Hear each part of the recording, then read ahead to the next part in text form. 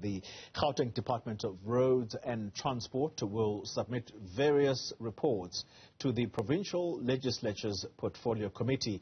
This is regarding reasons behind the delays of some projects. Some of these projects include the Vereeniging Intermodal Facility upgrade. Let's get more on this story now. Our senior reporter, Tumaole Mohlaoli, is in Vereeniging this morning. Tumaole, good morning to you. So discussions there will focus on these delays on the back of yet more allocations towards infrastructure development. What is it then that is standing in the way of these projects getting underway?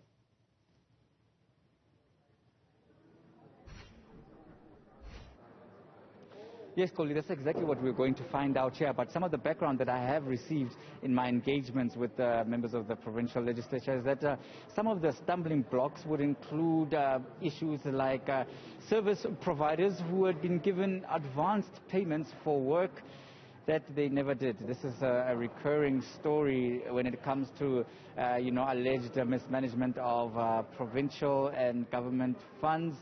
But also there are some numerous court challenges that have been underway that have been preventing the processes from being rolled out because service providers had challenged how others had been given or awarded the contracts or the processes they are in, saying that they had been irregularly awarded when they had also tendered and don't understand how some received while they didn't. So all of these processes are some of the things that we should be hearing as to how the provincial government is seeking to solve them. But joining me right now is Greg Schneeman, who is the chairperson for the Portfolio Committee on Roads and Transport. Mr. Schneeman, we are going to be hearing several submissions. What is this process all about, and how is this process going to resolve these matters? Firstly, very good morning to you and to your viewers as well, and thank you for this opportunity. This is a portfolio committee of the Portfolio Committee of Roads and Transport in the Gauteng Legislature, and we will be engaging with the department on a number of reports that they'll be presenting. They'll be presenting a report on the third quarter performance of the department in this current financial year, and then there'll also be reports that will be giving us updates on a number of projects around the province, including here in the Sedibeng district, which have not been completed.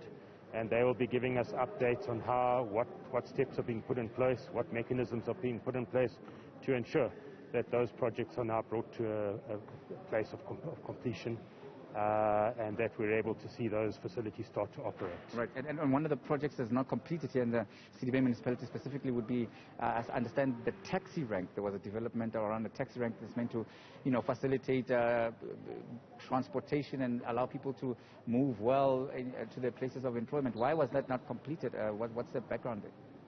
Well, let me maybe just indicate that across Gauteng, there are a number of projects that are incomplete, including the one that you've alluded to here. And there are various reasons for these. Some might be that the contractors may have run out of money. There are various reasons. There might have been contractual disputes, etc. And so what the department has done is they've put in place what they call a transport infrastructure house. It's a team that are monitoring and intervening in all of these projects.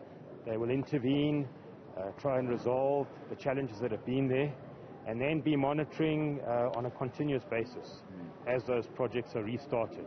So even with the Gauteng, with the Vereeniging taxi rank that you've alluded to, there have been challenges.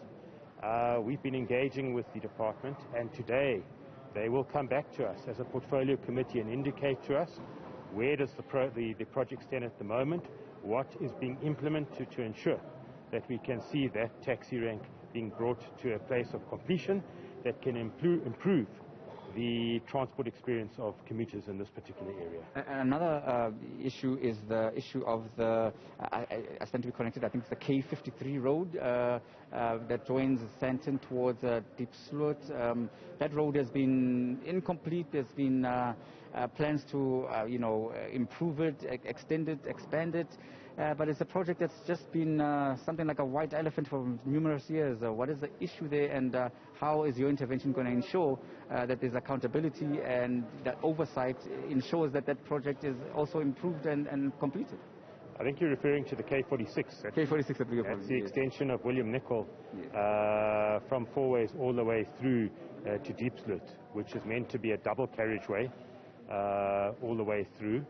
A section of it was done, and then it came to a halt in 2018, and there were a lot of issues with the contractor. There were a couple of court cases that took place, and finally the department is able to proceed. The Portfolio Committee was there about 3 weeks ago. We undertook an oversight visit.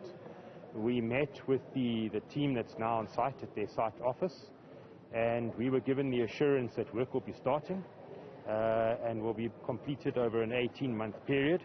And that's another road project there. The department will give us an update today and explain exactly where we stand. And it's an example of something that shouldn't have happened in the first place. That road should have been completed within the time frames, using the budget that was there.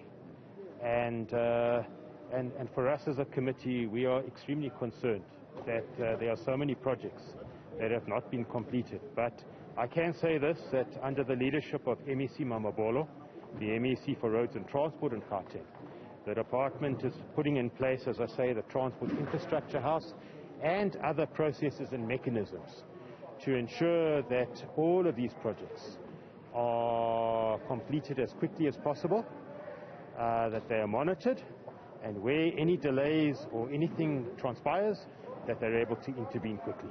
All right. Thank you very much for that update. Thank we you very appreciate much it. for your time. That was Greg Schneeman, and he is with the Portfolio Committee on Roads and Transport. And of course, as he alluded to, we are expecting that MEC for Roads and Transport, MEC Mamabolo, will be here to also give his view on these projects and what government is doing at the provincial level to try and make sure that these backlogs are addressed and that service delivery is finally given to residents across the province. And so that's a situation. We're expecting the program to start any minute now, just after 10 o'clock, Toli.